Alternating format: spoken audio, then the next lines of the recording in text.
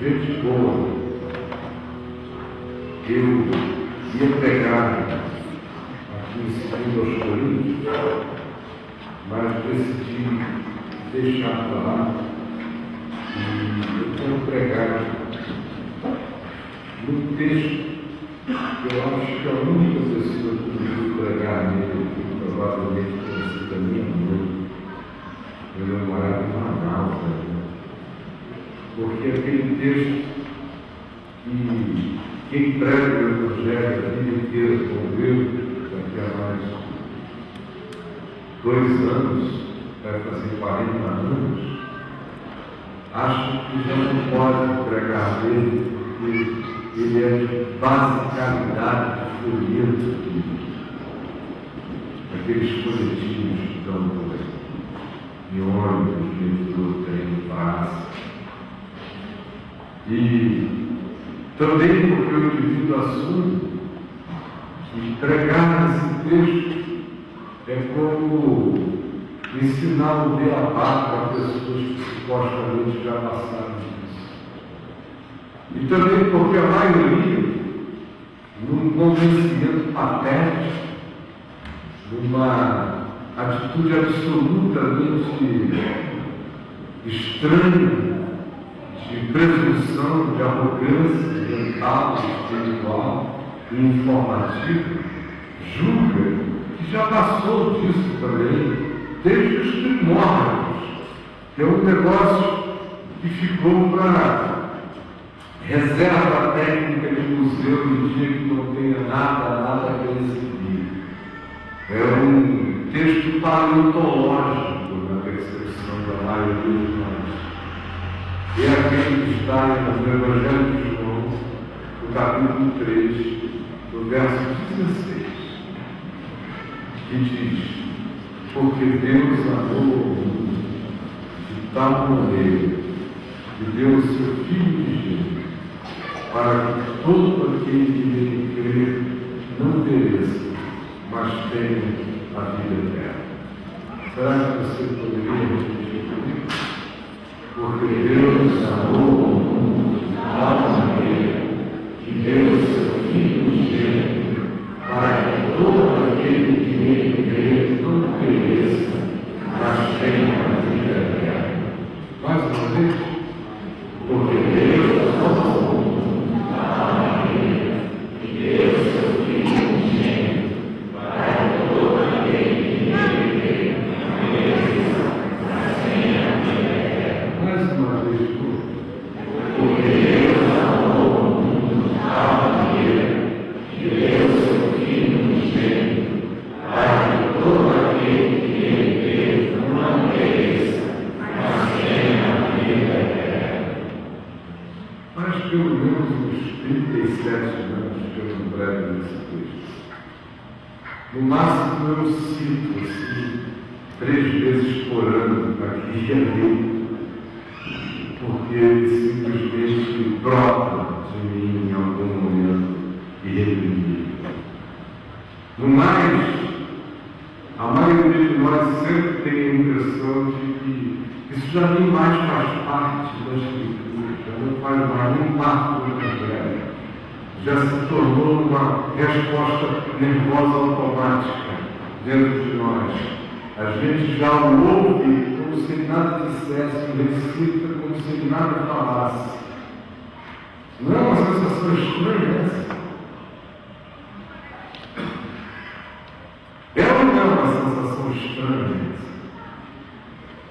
de que algo acerca do que já se disse tantas vezes no passado, que se perdesse tudo pelo Evangelho, mas sobrasse essa referência bíblica, ela em si mesma conteria a essência, os práticos significados de todas as coisas, e nós tenhamos, apesar disso, nos tornado incapazes de sentir o seu aroma, a sua fragrância, expostos à sua leitura, temos nos tornado incapazes de sequer outra vez internalizar com alguma emoção grata o que aqui se diz, pelo fato de que se entrou em um processo de tanta repetição religiosa, tanta catequese, tanta doutrinação, tanto folhetim, tanto flyer,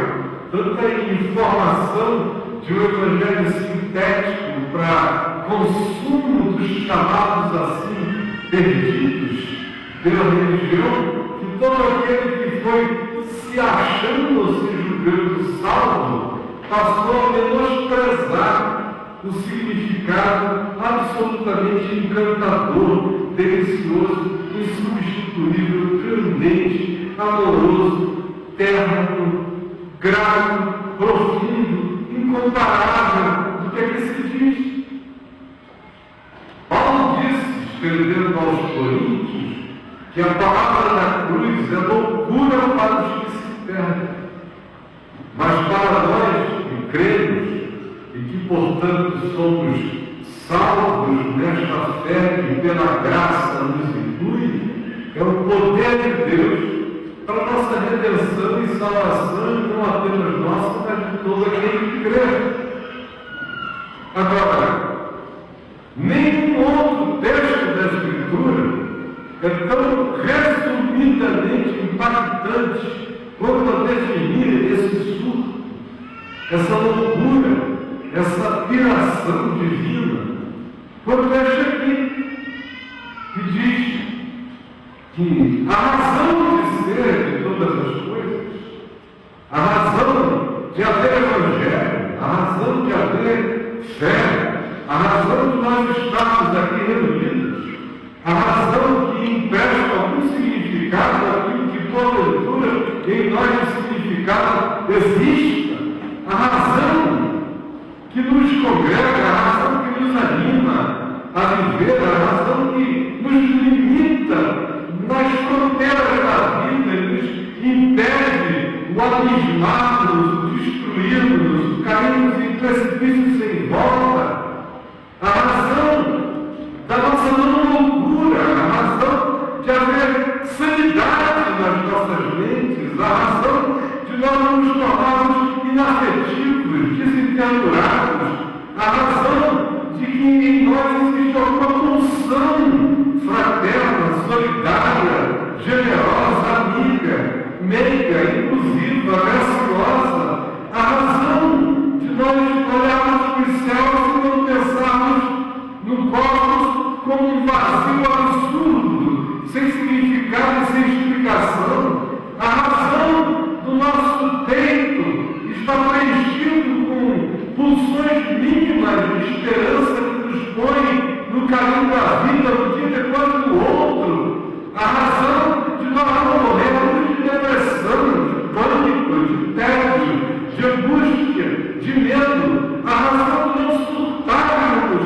ante a realidade insofismável, implacável e irreprimível da morte, a razão da gente conseguir viver, apesar de todas as armadilhas da existência, apesar de tudo quanto a volta de nós é não vida, apesar de que todas as demonstrações à nossa volta parecem nos induzir a desistirmos do que Deus chama vida, a razão que haverá alguma razão para qualquer coisa se diz aqui com esse porquê. Por quê? Por quê? Porque Deus amou ao mundo. Essa é a razão. Por quê? Essa é a explicação. Não sei para você, para mim, eu não enlouqueci. Vocês verem uma menção aqui na frente de vocês, é porque Deus amou. A razão de vocês encontrarem em mim alguma humanidade é porque Deus amou o mundo. A razão de eu já não ter morrido desde a minha juventude, porque eu não teria condição de me auto-enganar por qualquer coisa Deus me fez, feliz ou infelizmente, inteligente demais para conseguir me tapear para além dos 20 e poucos anos, do ponto de vista filosófico. E do ponto de vista das minhas angústias existenciais, eu teria dado cabo da minha vida há muito tempo, não foi essa razão que entrou em meus 18 anos e explodiu para sempre, me dizendo que esse é o meu sentido, porque Deus amou a vida. A razão de que a minha vida não tem escolhido qualquer outro caminho, qualquer outra direção, de que ela quer se dedicar até os últimos suspiros da minha existência na terra, ao Evangelho e à graça que viveu para mim e anunciava a todos, reside aí, neste fato simples, nessa explicação absurda. Porque nenhum outro absurdo poderia dar sentido à minha existência em meio aos absurdos dessa existência, a não ser esse absurdo maior. Porque Deus amou.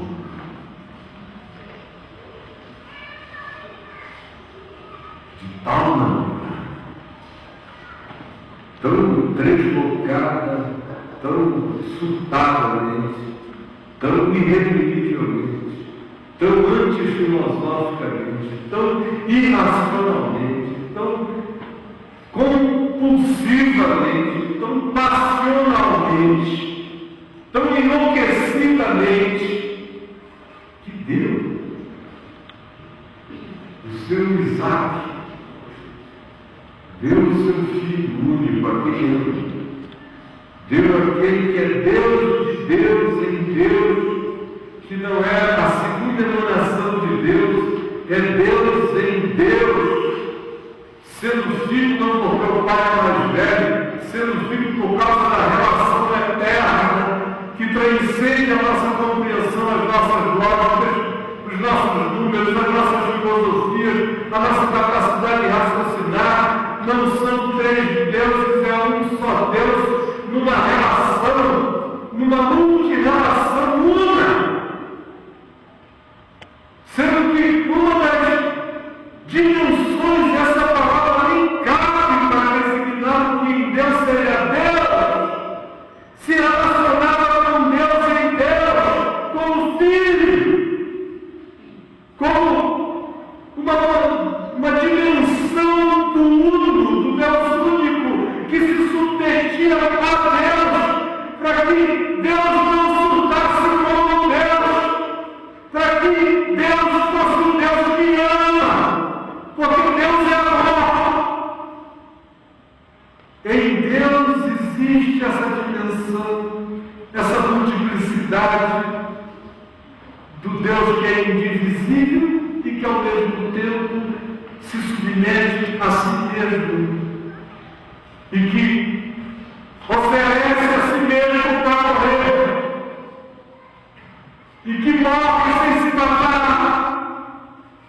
e que se deixa morrer matando sem que o universo inteiro criado por ele se extinga na sua morte, sendo ele o mantenedor de tudo que se chama de vida. E portanto é mistério absoluto. É Deus que, subsistindo como Deus, não julgou como usurpação ser igual a Deus, antes a si mesmo se humilhou e se tornou obediente até a morte de cruz. Não é apenas Deus amando o mundo e dando o seu Filho, mas é o Filho dizendo: para isto eu fui gerado. Eu me submeto, eu me entrego. Reside em mim todo o prazer de me entregar por essa criação inteira que brota de nós e que se aliena de nós, e que se esquece de nós, e que não quer viver de nós, e que existe contra nós, e que existem uns contra os outros, e que existem contra a justiça, e que existem contra a verdade, e que existem contra a própria vida, e que existem fazendo a escolha da morte, e que existem optando por aquilo que é inimizade no sentido da razão de Deus e do amor de Deus, mas eu me entrego como oferenda tua em favor de todos eles. Essa é a loucura. Essa é a razão absurda que absurdifica a minha existência e a sua também, e que só pode ser alcançada não por nenhuma lógica ou filosofia, mas exclusivamente pela fé. Porque Deus amou ao mundo de tal maneira que deu o seu Filho unigênito.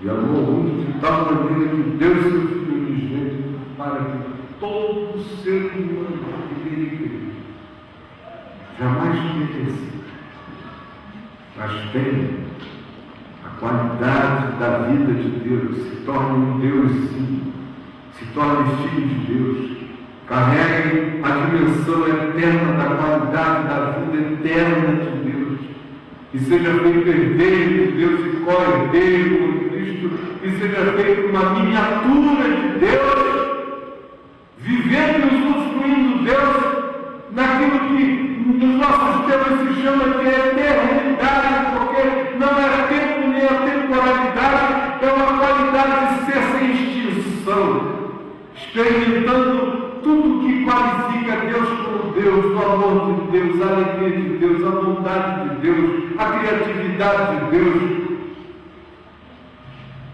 a multiplicidade de tudo quanto em Deus e de Deus brota como vida, é nosso legado, é nossa herança, é nosso mundo a ser provado, mergulhado, conhecido, discernido. Porque Deus amou o mundo de tal maneira que deu o seu Filho, o Cordeiro eterno, antes da fundação do mundo, que é o Jesus da história, para que todo aquele que nele crê não pereça, mas tenha vida eterna. Qualquer mundo. Deus amou o mundo. Aí a gente fica com aquela ideia religiosa, patética, de um ente assim de fora, olhando para o planeta,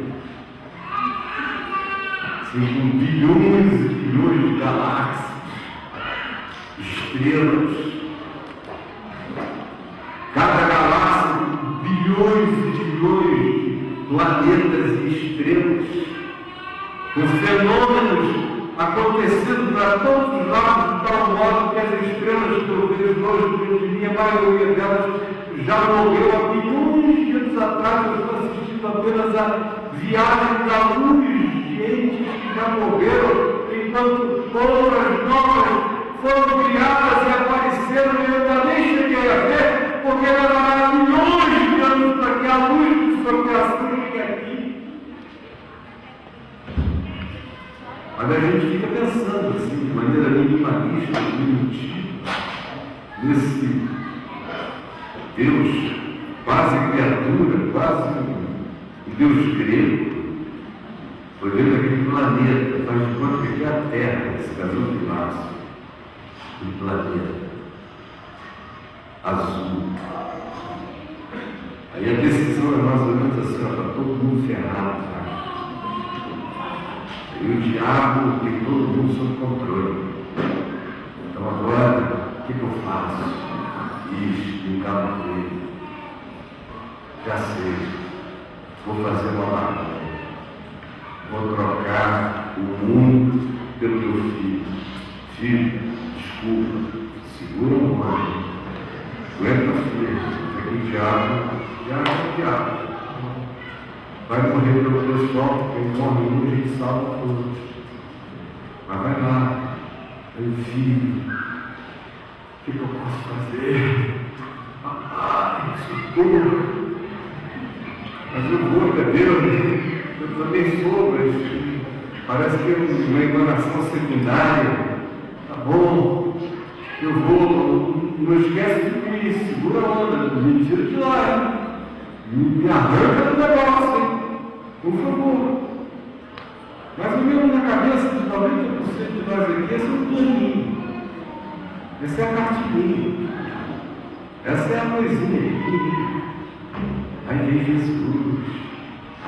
Maria, José, jumentinho, um bando de jumento com uma tocha, burro do circo.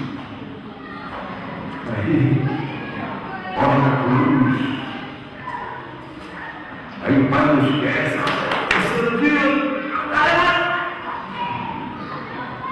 Aí o diabo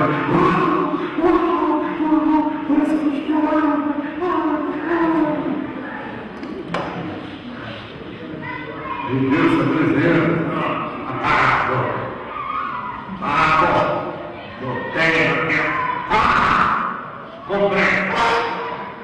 Não é mais ou menos assim que ensinava para você? Não é esse esquema?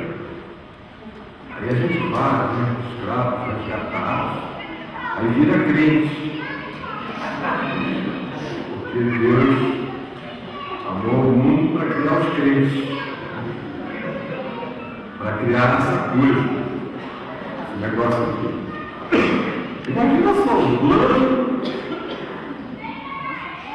para criar essa bagaça.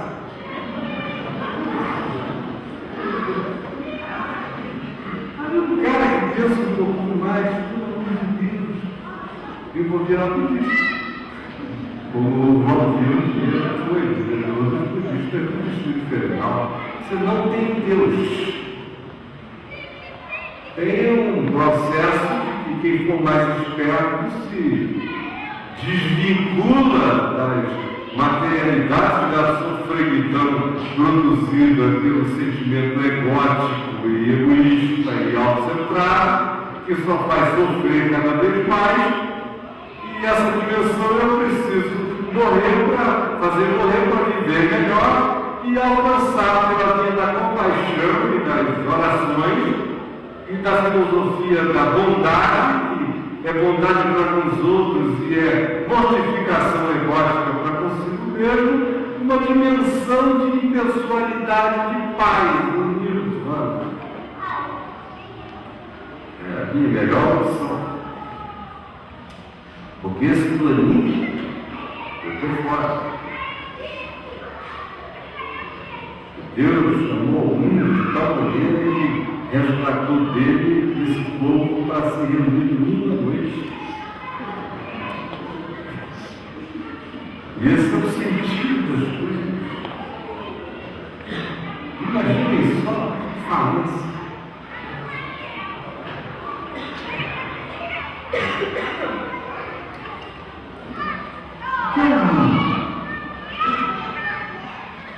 É que se diz que Deus amou o mundo.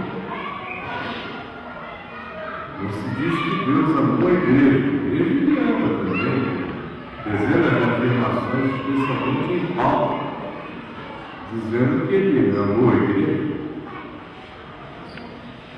A igreja, do ponto de vista de Paulo, carrega três dimensões. É uma igreja invisível aos sentidos, que só Deus vê. Há uma igreja visível aos sentidos, mas não de um só. Começa a ser mais perceptível para quem se universaliza na sua percepção. E há aquela igreja que qualquer um pode enxergar, que é feita de gente que se encontra em alguns lugares e ambientes, onde tem gente boa, tem gente nem tanto e tem gente mazinha, e no meio disso tudo ainda tem igreja que faz jus a algum significado de ser igreja, tanto quanto aqueles que são verdadeiros clubes de hipocrisia e de indiferença e que são a antítese daquilo que Deus chama igreja, segundo Jesus e segundo o Evangelho. Agora, o que é o mundo?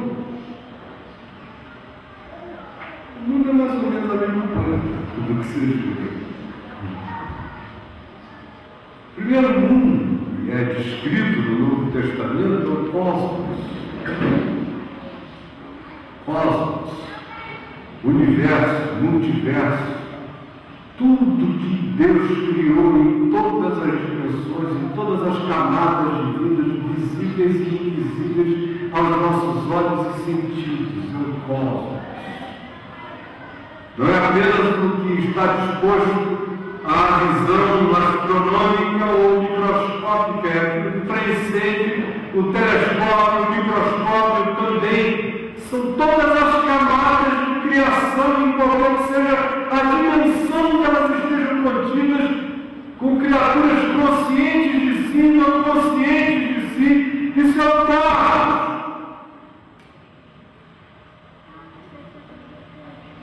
E Deus amou o cosmos. E Deus ama o cosmos. Como Paulo diz, tudo é vosso.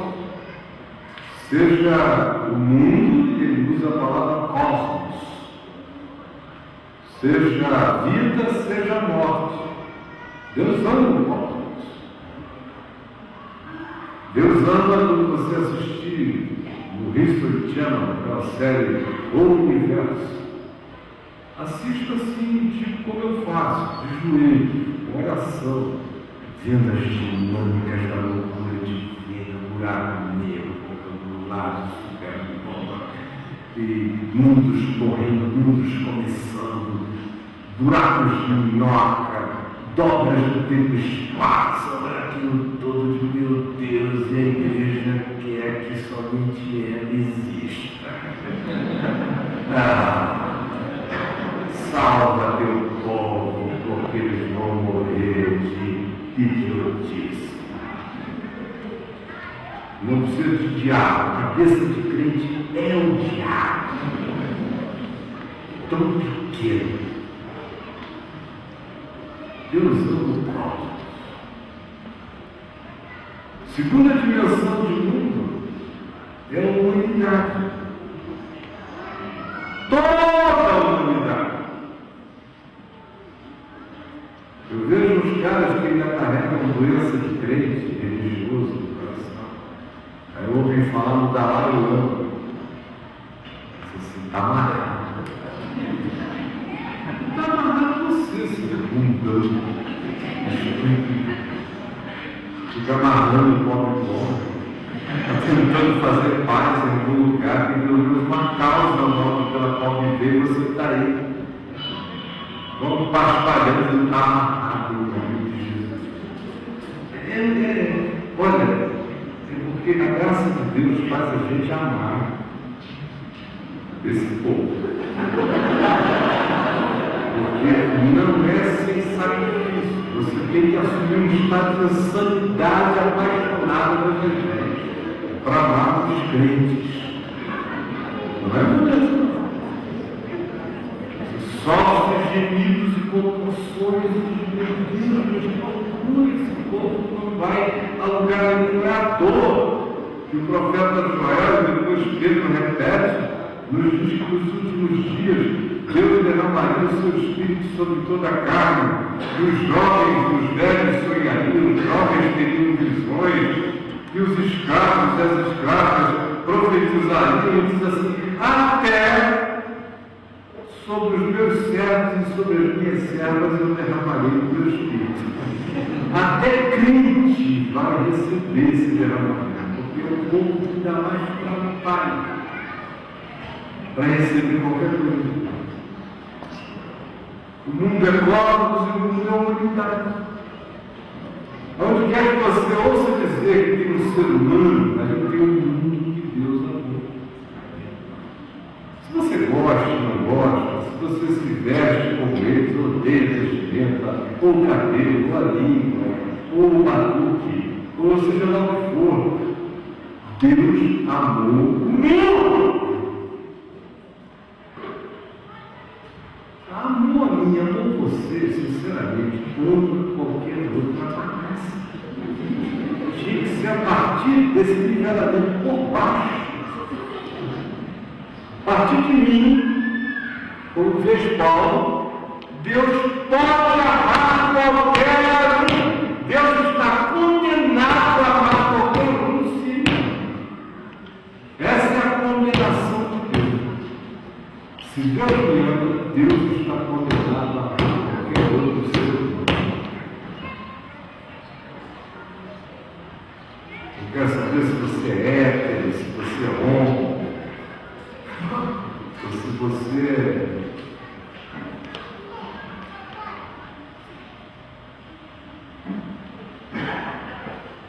de outra marca de sabão em pó,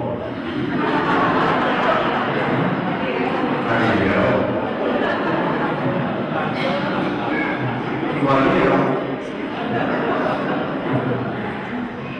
não quer saber. Um cara que diz Deus me ama, ele tem que ser colocado no nível mais baixo da humanidade, como disse Paulo, fiel à palavra e digna de toda aceitação, que Cristo Jesus veio ao mundo salvar os pecadores, dos quais eu sou o principal. Então, se eu amar qualquer um que faz parte mais fácil,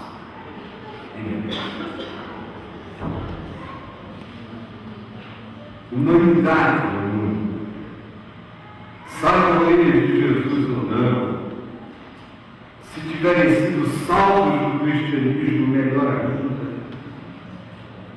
Toda a humanidade é objeto do amor de Deus. Imagine agora na Mongólia, alguém de gente que nunca ouviu falar no nome de Jesus.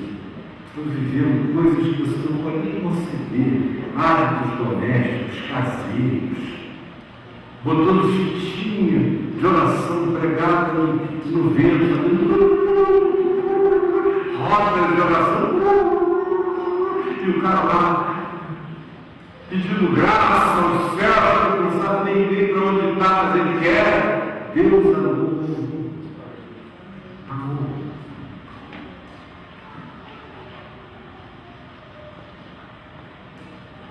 Assim, amou Deus ao mundo porque Ele ama e eu não amo. E eu que sou mau, amo a todos aqueles a quem eu gerei e amo até a quem eu não gerei.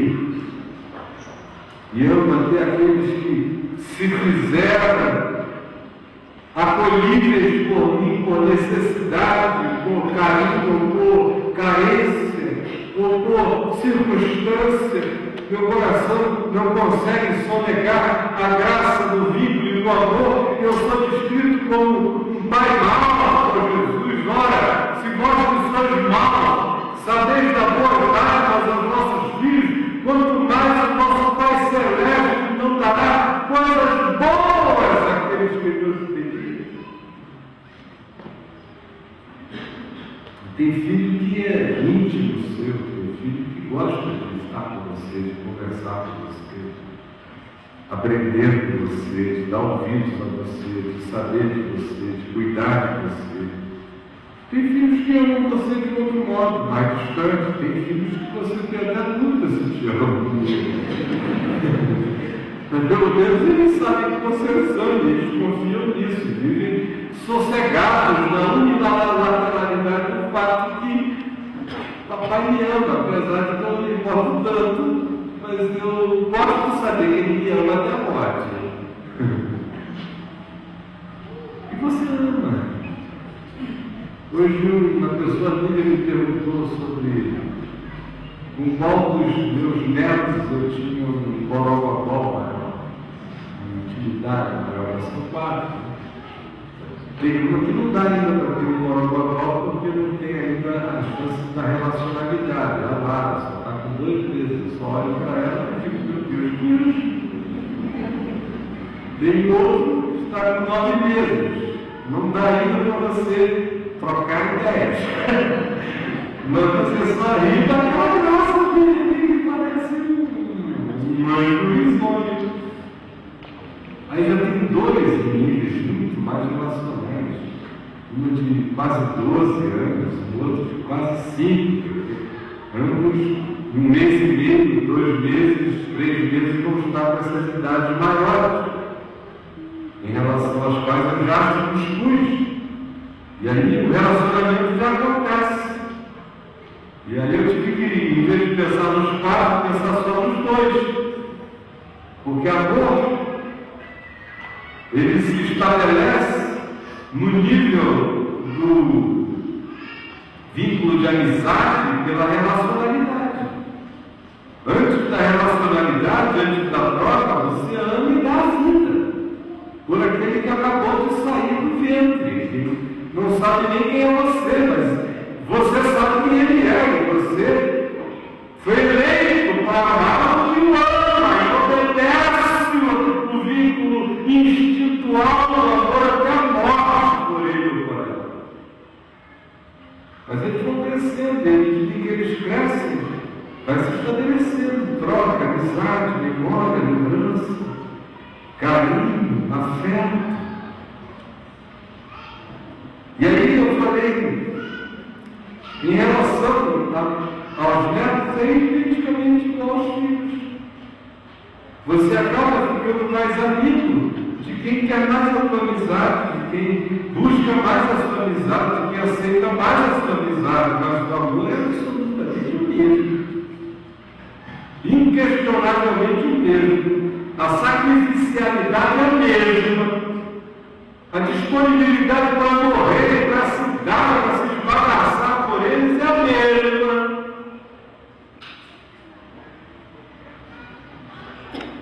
Tem alguns que te provocam prazer pelo reconhecimento que tem da sua pessoa. Tem outros que provocam em você desafio pelo fato de que reconhecem que você é o Pai, mas eles parecem estar sempre num estado de proposta de esticamento da sua alma para ver até onde é que você vai em relação a eles. Tem aqueles que vivem fases inteiras da vida que não estavam no início com a sua existência, não porque não amem a você, mas por causa do surto de identidade deles, que precisam antagonizar você para ver se eles se disserem como pessoas, e você sofre. Mas nenhuma dessas coisas faz de você mais pai de um, menos pai do outro, ou mais disposto a sacrifício pelo um que pelo outro.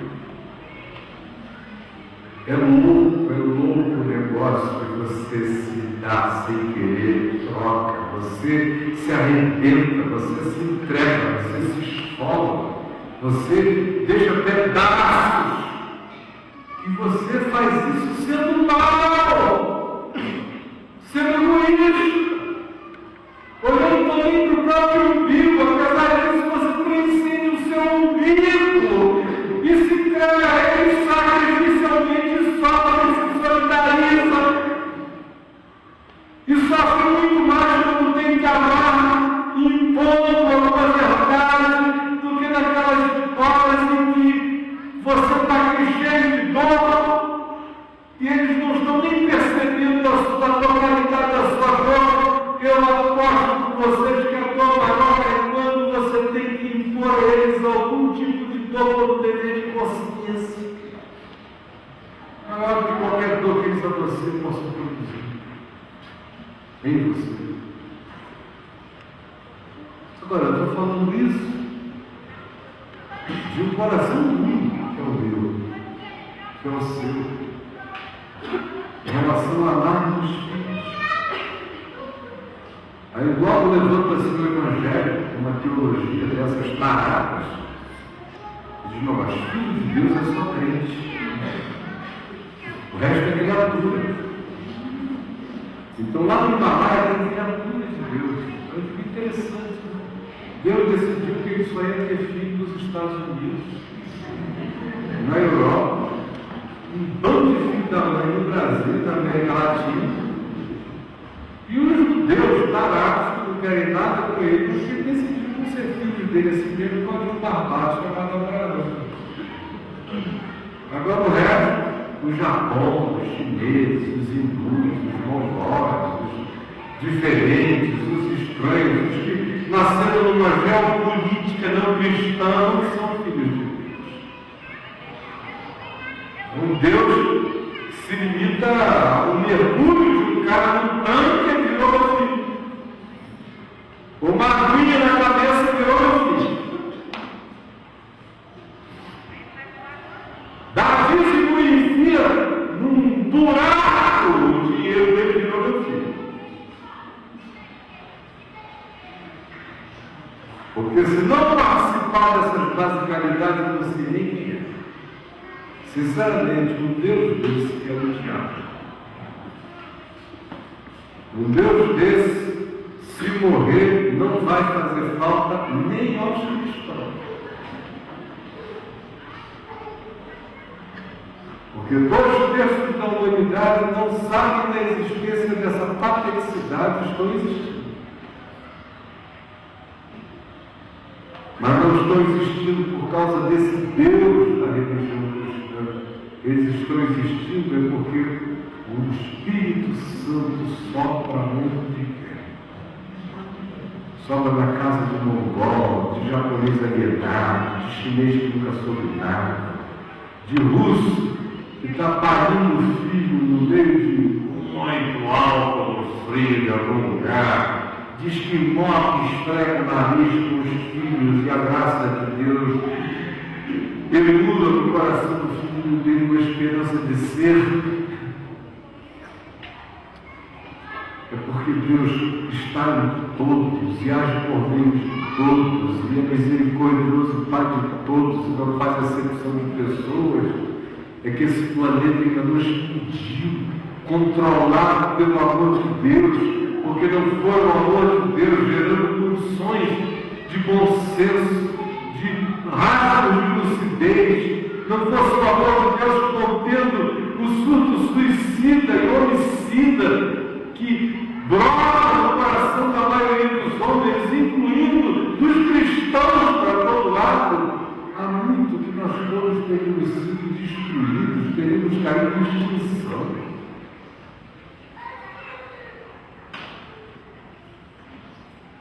Se fosse o amor de Deus falando em sonhos, falando pela palavra, falando na hora da morte, falando na hora que nasce, falando na hora que uma mãe bota um peito para fora e uma criança suga leite e ela não sabe nem explicar, ele vem brotando com leite, aquela ternura de cuidar, de repetir Deus, ainda que ela não saiba quem é Deus, mas de ser amor de Deus para alguém.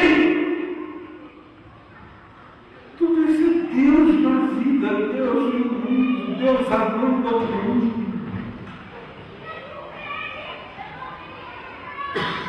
Deus ama a humanidade, apesar da humanidade, como Ele me ama, apesar de mim, como Ele ama você, se você não quiser ir tão longe, apesar da sua desgraça.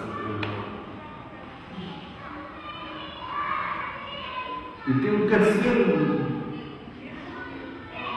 que não é esse que da América Latina, o terceiro mundo.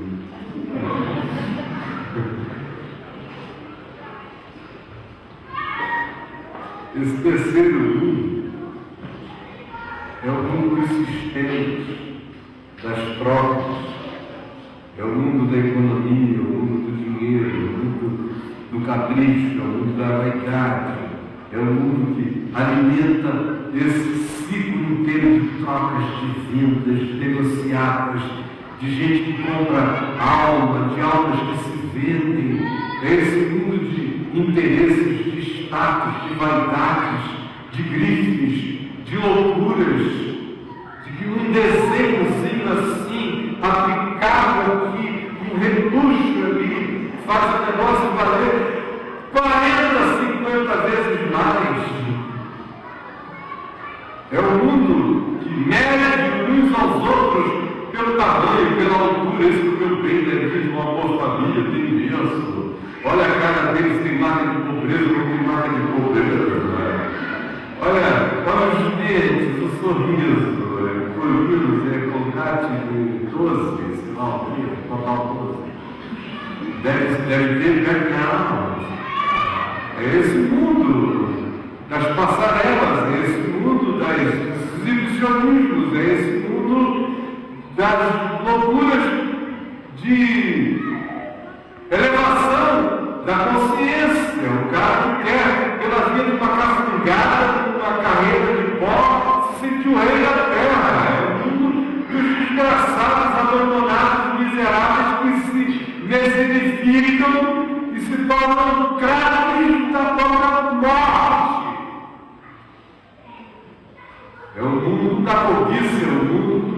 despotismo, é o mundo da tirania, é o mundo da imposição, é o mundo da objetização do outro, é o mundo do narcisismo, é o mundo do emparelhamento, é o mundo do sexo que não quer procriar, do encontro que não quer se relacionar, do beijo que não quer virar continuidade, do abraço que não quer construir lar. É o mundo dos toques que só querem penetrar e não querem se fundir. E esse mundo, Deus não ama. Esse mundo, o Evangelho diz que Deus odeia. E diz que esse mundo jaz no maligno, jaz no diabo. Esse mundo que vai de Wall Street, a máfia russa japonesa, com as loucuras mais extravagantes dos que vivem apenas para transformar a existência no cassino.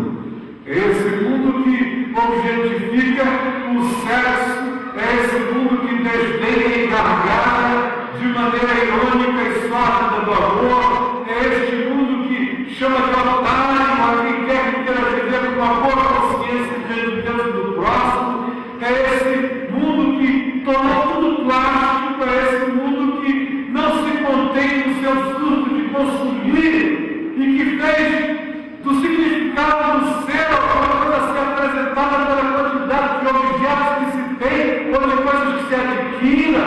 É esse mundo que julga, é esse mundo que segrega, é esse mundo que aproxima de nós apenas aqueles que pela conveniência dos nossos interesses sejam aproximáveis e que afasta quem quer que não coincida com os interesses imediatos que nos catapultem para posições mais enganosas de fantasia, segundo o surto louvado pela maioria. Esse mundo Deus odeia. Odeia. Mas por esse mundo Jesus também morreu. Ele morreu por causa desse terceiro. Por esse terceiro mundo que o matou. É feito de política, é feito de interesse, é feito de vantagem, é feito do que se compra, do que se vende, do que se troca, do que se pode, é feito de inveja, é feito de capricho, é feito de ambição, é feito de idolatria, é feito de avareza, é feito de prostituição, é feito de indiferença, é feito de espertalhões, é feito do sentimento egoísta de cada coração e que alimenta indefinidamente esse ciclo. Percebemos mais, outros menos, outros em estado de total alienação. Esse mundo matou Jesus, esse mundo ergueu a cruz. Embora ele odeie este mundo, ele disse ao Pai, dizendo de nós: eu não te peço que conquistes do mundo, mas apenas que fomos livres desse mundo mal, do mal que há no mundo, mas ajuda-nos, esses que estão discernindo, entendendo, crendo no teu amor pela vida e no meu amor por eles, esses pelos quais eu estou demonstrando o teu amor até o fim. Eu não te peço que tu os tires, que tu os alienes, ao contrário, ajuda-os, abre os olhos deles, para eles verem que tudo é deles, seja a vida, seja a morte, sejam as coisas presentes, sejam as coisas por vir. Permite que eles se tornem mais eternurados como pais, mais adoráveis como filhos, mais lúcidos como seres humanos, mais misericordiosos, mais solidários, mais generosos, mais conscientes, mais piedosos. Ao mesmo tempo, eu não te peço que tu os tires, que tu os evadas, quer dizer que roda de fuga. Ao contrário, permite que eles revivam da tua loucura e que eles amem, mesmo aquilo que a alma deles aborrece, mesmo as obras e os feitos daqueles que, existindo como eles, continuam a persistir e realizar aquilo que o coração deles aborrece, nós permitimos que eles saibam separar as coisas das criaturas, os feitos das pessoas, assim como tu separaste do contrário, ninguém escapará. Por isso eu te peço, não te peço que tu os tires do mundo, mas sim que tu os livres deste mal que é esse outro mundo.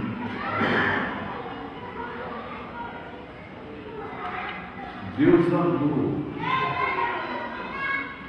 ao mundo em todas as suas dimensões, inclusive loucamente essa dimensão diabólica que ele não amou, porque aquele que ama essa dimensão é diabólico e o amor do Pai não está nele, mas por amor àqueles que estavam aprisionados a essa condição, ele amou ao mundo radicalmente até a morte.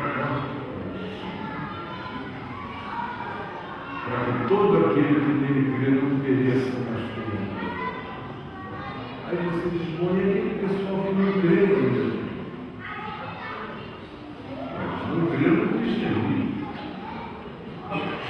Não creio ainda nessa soletragem do nome J-E-S-U-S, Jesus. Mas não seja idiota, porque foi Jesus que disse que naqueles dias, aqueles que se sentem hoje filhos do reino, são aqueles que dizem, eu creio, eu recebi, eu fui batizado, eu sei, eu vejo, eu entendi, eu possuo a revelação, eu prego. Esse Jesus disse que deve andar mais de olho aberto do que qualquer outro ser humano, porque chegará aquele dia em que ele afirma, muitos dirão, do norte, do sul, do leste, do oeste, portanto, do oriente e do ocidente, e tomarão lugares à mesa com Abraão, Isaque e Jacó, enquanto milhares de filhos do reino estarão do lado de fora, batendo, dizendo, deixa-nos entrar. Filhos da informação, filhos do cristianismo, filhos da religião, filhos da soletração do nome de Jesus, que nunca tiveram Deus na vida nem no coração, filhos do mundo, do pior do mundo, do mais vaidoso do mundo, do mais pervertido deles, do mais pervertido, do mais arrogante, que é aquele que designa uns para o céu porque pertence ao seu clube VIP e designa milhões para o inferno porque não fazem parte da sua agremiação religiosa.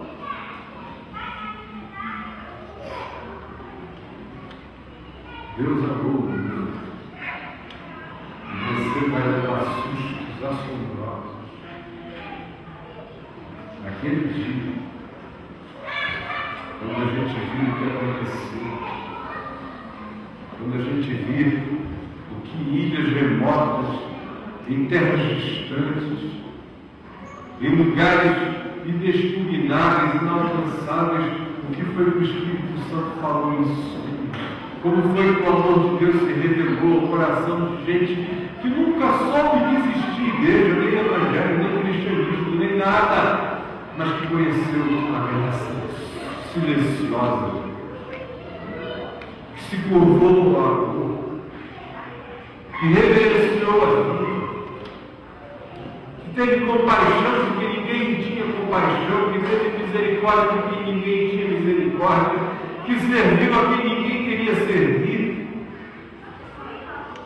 São esses e acerca desses que Jesus diz que naquele dia, no dia do grande susto, ele dirá, vinde benditos do meu Pai, porque eu tive fome, me deste de comer, eu tive sede, me deste de beber, eu estive nu e me vestiste, eu estive preso e foste ver-me, eu estive aprisionado e foste visitar-me, eu fui estrangeiro e me acolheste. E eles dirão, quando, Senhor, tivemos nesse estado, nessas circunstâncias? E ele lhes dirá explicitamente, sempre que vocês fizeram isso falando desses pequeninos seres humanos de qualquer nacionalidade, de qualquer etnia, de qualquer grupo religioso, de qualquer que tenha sido a cidadania ou não cidadania, sempre que vocês fizeram isso de maneira despretensiosa, amorosa, solidária, compassiva, humana. Ali vocês fizeram. Entrem e tomem posse do reino que a minha loucura preparou para vocês desde antes da fundação do mundo. Porque quando eu morria por vocês, eu morria pelos que haviam de saber, e morria também por aqueles que viveriam na terra sem saber explicitamente, mas que me saberiam por uma revelação que transcenderia as informações que os homens nelas se jactam de as possuírem. Tomem posse, porque vocês não tinham a informação, mas vocês agiram segundo a formação do meu amor. Ao passo de tirar uma quantidade enorme de gente, quanto a vocês, passa rápido, sabe? Eu nunca conheci vocês, mas como, Senhor? Como, Senhor? Que negócio é esse que tu conheceu, gente? Vocês conheceram? A gente fez isso tudo bíblico, a gente fez seminário, a gente fez escola dominical, a gente ouviu aquele maluco no carro, aos domingos, suportamos esse sujeito na vida. Até porque uns dias gasofilasse o caminho da graça, achando que nós tínhamos feito uma grande consciência. Parar.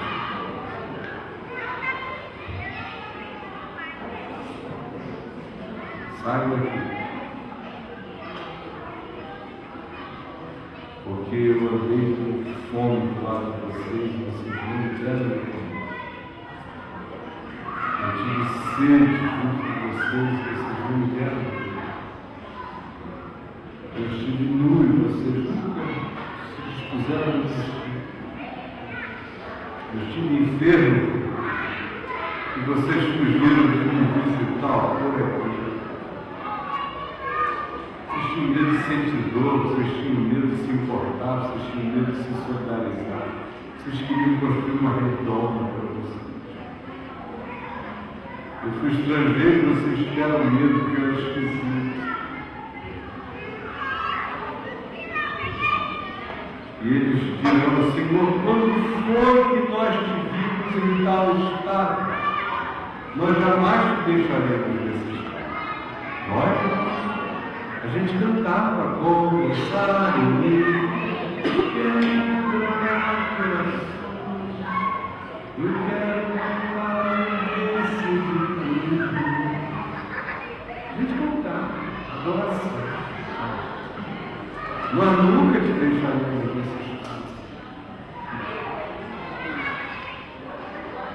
E se ouvirá o Senhor dizer, vocês cansados que sabiam de mim sem te servir, quem quer que saiba de mim não tem uma informação, quem quer que saiba de mim tem uma formação de consciência, de caráter, de coração, de compromisso, de vida, de despojamento, de entrega, de solidariedade, de destemor, de intrepidez, de ousadia amorosa,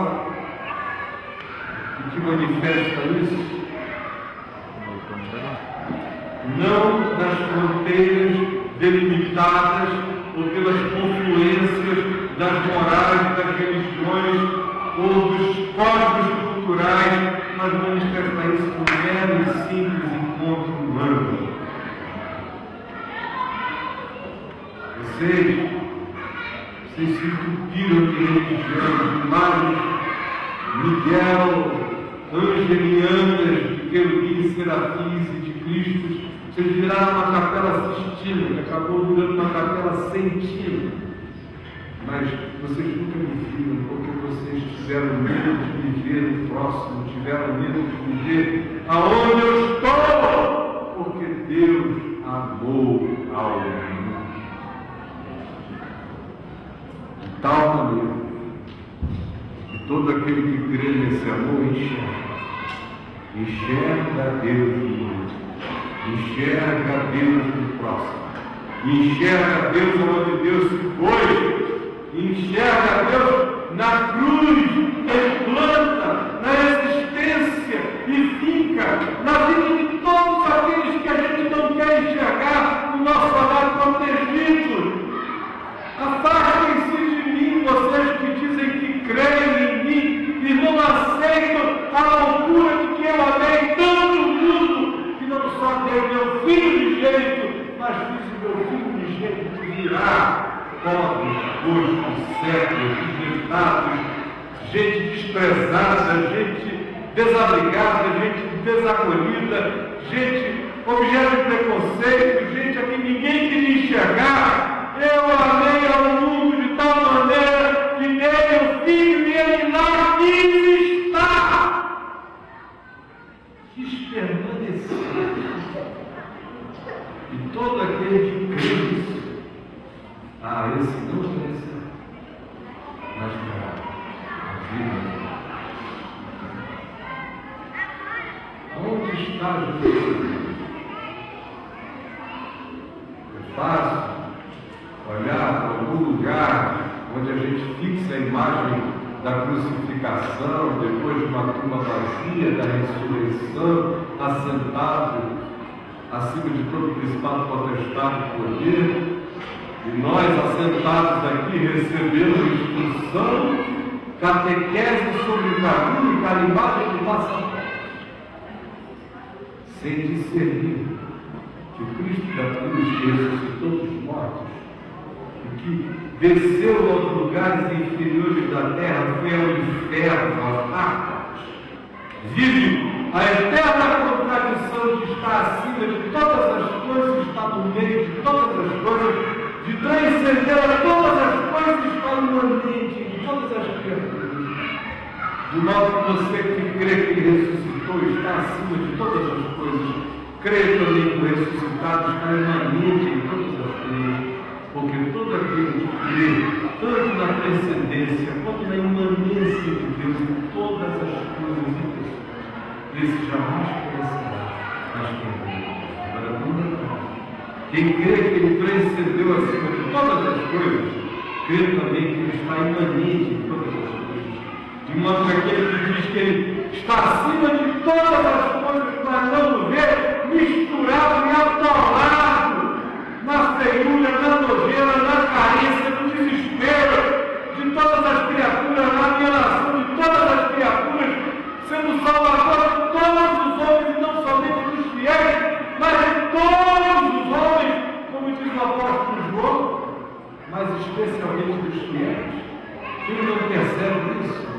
Cada aquele dia que diz, eu sei como é a tua cara, se eu tivesse te visto nesse estado, eu nunca te deixaria ir. E acaba ficando do lado de fora, porque do lado de dentro estão aqueles em cujos corações Jesus foi entronizado pela fé, e foi tão entronizado pela fé que eles creem a ponto de enxergarem no imanente, no desespero, na angústia, na carência, na necessidade de toda outra criatura humana. Saiba ela explicitamente de Jesus. Quem crê, quem é crê. E aquele que não pode crer, não pode saber, mas continua insistindo perseverantemente na vida, não sabia de Jesus, mas amava como se soubesse, não sabia do Evangelho, mas buscava o melhor caminho na alienação que tinha, não sabia da cruz, mas não tinha nem de se entregar. Esse, sem ter tido nenhuma informação, foi marcado pela graça silenciosa que faz dele meu irmão. Porque Deus amou ao mundo de tal maneira que deu seu Filho para que todo aquele que nele crê não pereça, mas tenha qualidade de vida eterna, já aqui